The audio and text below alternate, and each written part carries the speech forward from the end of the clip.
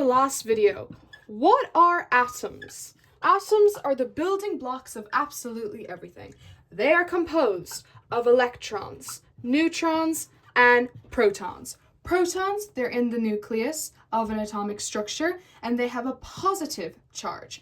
Neutrons, they are located in the nucleus of an atomic structure, and they have a neutral charge. Electrons, they are located on the orbitals of the atomic structure, and they have a negative charge. Now, with atoms, they obviously need to make it more complicated because sometimes with atoms that have the same element, for example, carbon. We all know carbon dioxide, but sometimes this element can sometimes have different neutrons.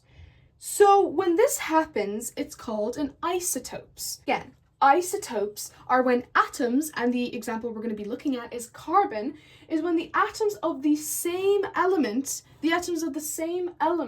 have different numbers of neutrons. And with isotopes, they have the same atomic number, but they have different mass numbers because of the different number of neutrons. So let's take a little bit of a closer look at this. So what do I mean by carbon can sometimes be an isotopes? So with carbon, the atomic structure, well, this is the symbol of carbon, you can just put a C. The atomic number is 6. Keep that in mind. The atomic number is 6.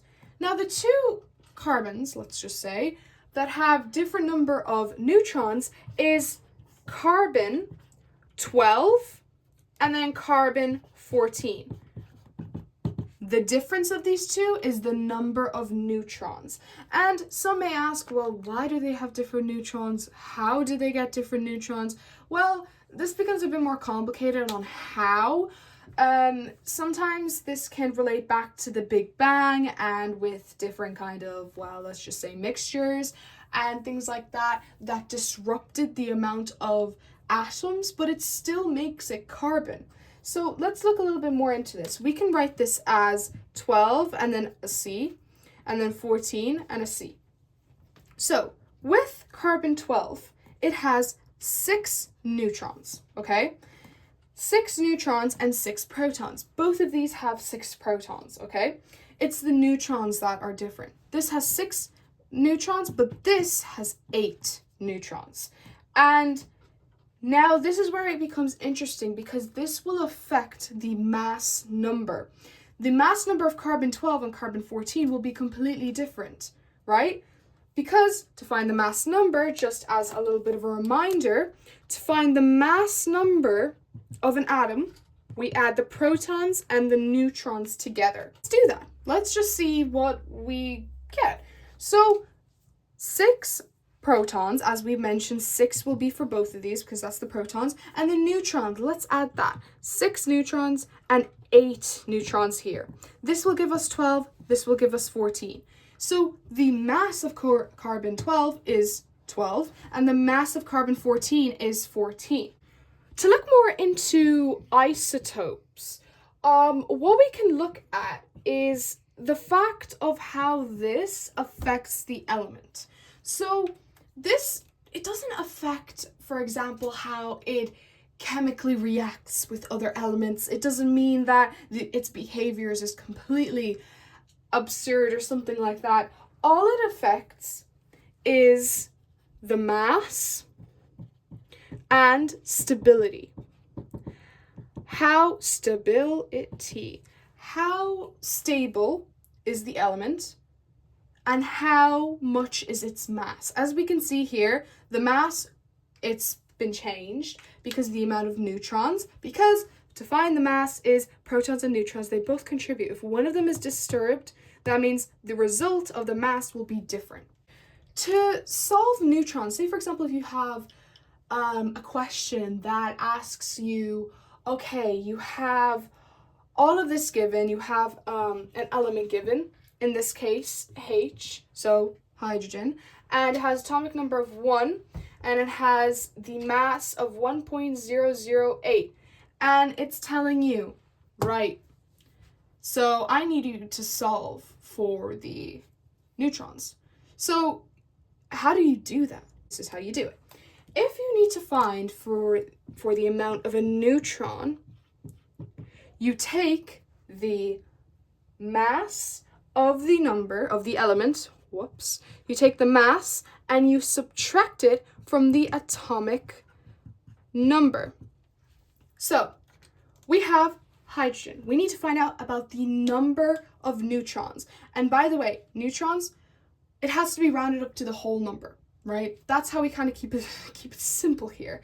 So we take the mass and we subtract it by the atomic number, and that will have to give us 0. Yes, the mass is extended by 008, but it has to be, it's going to be a negative, and that won't work because there can't be negative physical things, if that makes sense. So that means the neutron will have to be 0.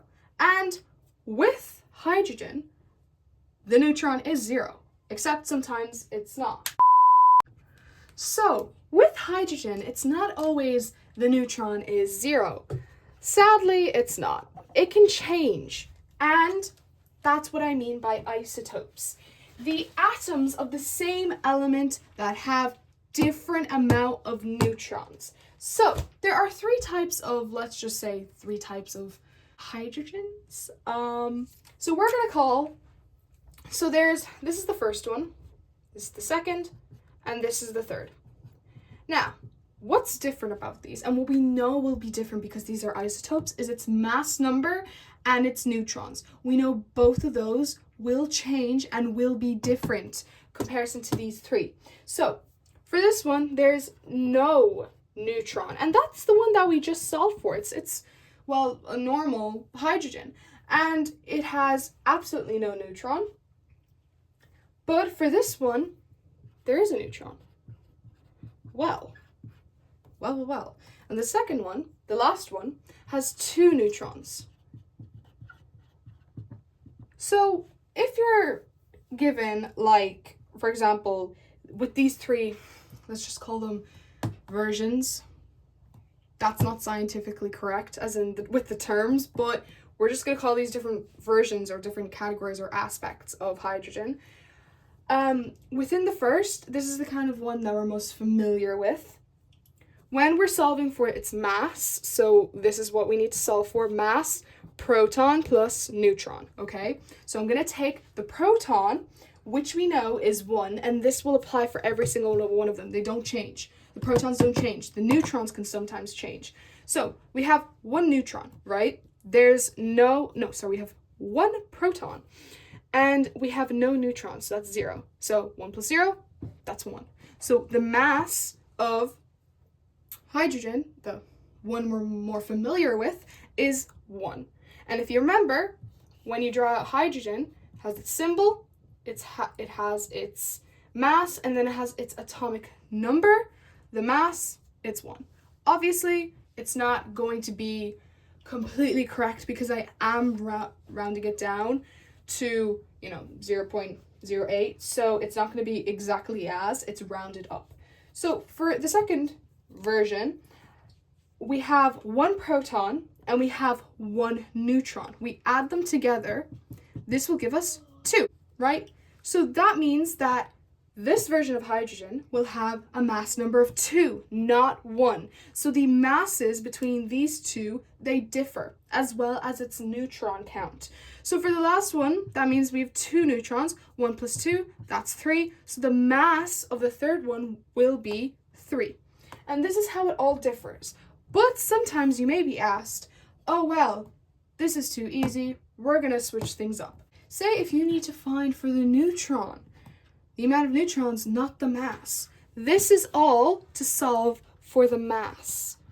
But say if we actually need to solve for the neutrons, not the mass. So what we would do, so the formula is the mass, take the atomic number. And from this, from the knowledge that we so-called have, just think of these 3 rows, they don't exist, okay? We have all this information. We know what the mass is, and we know what the atomic number is, and we can solve for what the neutron is. So we'll write this out again. and try and see. Okay, so mass number, take atomic number. What is the mass of the first version of hydrogen? Well, it's 1. So we have 1, and we take it away from the atomic number. The atomic number of hydrogen is 1, and that does not change. All these hydrogens, it's all the same, as in it all is considered hydrogen. It's just, if you want to deeply look into it, there are differences, right? This will give us 0. Oh, well, will you look at that? No neutrons, 0. Well, 0, no, same thing, right? Now, for the mass of the second version is 2. And we take it away from the atomic number, which is 1, and that does not change, which will give us 1. And 1 is the amount of neutrons for the second version. We have a mass of 3. This is our mass. We take it away from the atomic number, which is 1, and that will not change, is 2.